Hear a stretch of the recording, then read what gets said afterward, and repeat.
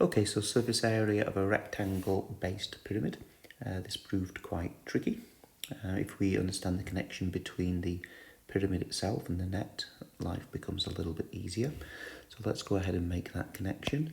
If you see that we have two identical triangles unfolded, and another two identical triangles here unfolded, and you can see that this side triangle with a base of 6 appears here, and then those are identical over here, and you can see this front triangle unpacks here, and it has a base of 12. So first of all we could transfer the lengths across.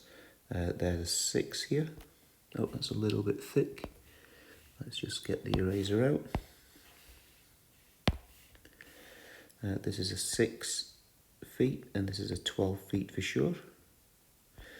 And then that's all for now. Now if we just go and have a look at a general picture on here, you can see that on the left is the solid rectangle based pyramid, and you can see how that unfolds to make the net. Alright, so maybe that will help with the visual. Alright, so let's go back to our question now. So further, if I try and draw in some triangles to help, what we're going to try and do is we're going to try and find out the heights of the triangles on the net. And this particular right angle triangle I'm drawing on the solid is going to help us, okay? So if I think about this triangle in the solid as having a length of x here, can you see that this x would actually transfer to the height of this triangle on the net below? So we need to find x. Let's go ahead and do that. We can take out this triangle and put it on the right here. There's a right angle triangle and transfer across the numbers. Well, we know the height is 15.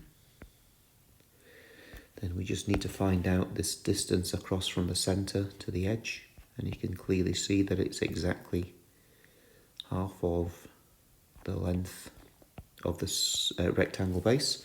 So that's going to be a 6 there. This is a right angle. And so we just go ahead and employ Pythagoras' theorem. So we can do that here. X squared equals 15 squared plus, oh my bad, plus 6 squared. So x equals the square root of this. So we go ahead and put that in the calculator. I'm just doing it now, so I'll take a little moment. And there we go, 15 squared plus 6 squared equals, and then let me go and grab that. I have 16.16. I suppose 16.2 to 3 sig fig. I'll leave it as 16.16. And so we'll transfer that down to here, 16.16. And now I'm going to tackle a little bit about the surface area now. So let's go and get a different colour. If we know that the rectangle base here, this is worth 6 times 12. And then we know that this triangle here, that is worth 6 times 16.16 divided by 2. But if you notice, there's 2 of them, right? So this one plus this one makes a perfect rectangle. So all we have to do is really just add on the base times by the height, right? And then we obviously have to add on the other base, 12, times the other height. Remember, this base times height divided by 2 gets the area of this, but we're going to just times it by 2 to get both triangles. So all we have to do is base times height, and that will give us a full rectangle, which accounts for both this triangle and this triangle together. Okay, so let's write that down now. 12 times by, and let's go ahead and call that y. Now let's go back to the original solid and draw in another right angle triangle. Oh, that wasn't very helpful. I'm just going to do that.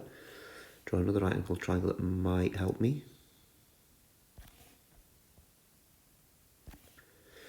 Okay, so you can kind of see that triangle in the 3D solid, the pyramid. And if we have a little think about it, we know that this is the height of the pyramid, which is 15. And now this length here is half of the width. So this is actually 3 here. And we're going to tag the y to this. I think in your other formula sheet this was called the slant height. This could be the lateral height, the lateral face height or slant height. And so let's draw that out. In fact, I'm just going to go ahead and update this triangle because it's just another right angle triangle, right? So we just can put in a 15 here. I'm going to put in a 3 here. This is going to be y. So we're just going to go update this.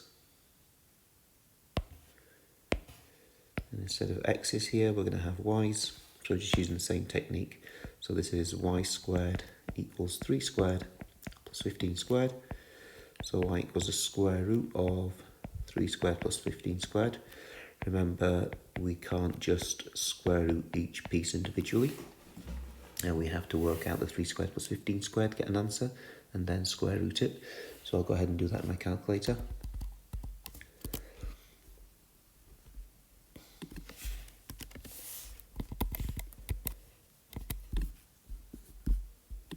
Okay, so I've typed it in and I have an answer of 15.30. So y equals 15.30. Again, that's to 4 significant figures. So what I can do is I can just transfer down to here. 12 times 15.30. So this is the total surface area now. And we'll just go ahead and do that as a whole calculation. 6 times 12, which is 72, plus 6 times 16.16. That's plus the 12 times 15.30. And I have an answer of 352.56. Units are all important. This is feet squared because you can clearly see it's an area. Let's just go ahead and highlight that. You can see the step-by-step guide, which certainly helps to see how the actual pyramid unfolds to give the net and the connections between the right angle triangles inside the solid and how they help you with the net on the second picture down below. Now there's one more check we can do. This is a 12 by 6 base with a 15 height. There are many online calculators. So I've got this one here. The base was, let's just go back and check, 12 and the width was 6, 12 by 6 by 15. Alright, so on here the base is 12, the width is 6, and the pyramid height was 15. On this particular readout, it's telling me that the total surface area is 352.5. Okay, 352.5. And it's interesting, isn't it? Because I've got 352.56. The online calculator had 352.5. And you can kind of see that accuracy at each stage might be the reason why the answers are slightly different. Can you see that when I did Pythagoras, I got this answer here, but the answer on the calculator went on to many, many more decimal places. I used 15.30 for sig fig. If you'd have used 15 exactly, then clearly the 15 here versus 15.3, you're timesing it by 12. You can see, so any kind of rounding difference here that we have between different people calculating is going to be magnified by a factor of 12. And that's the same is true for the 16.16 here. If some of you had 16.2 or even 16, then when we times it by 6, we magnify the error quite considerably. I think the usual accepted measure of accuracy is 3 significant figures. But usually we try and round the last number maybe to 3 sig fig. You would want to get your intermediate steps to be as accurate as you can all the way through. So this number here you could even leave as an exact answer. So rather than having the 15.3 here, what if I actually just used the exact value from here and replaced it in here? Okay, then you know for sure you've got the exact value. And then you can round that final answer off to maybe 3 sig fig.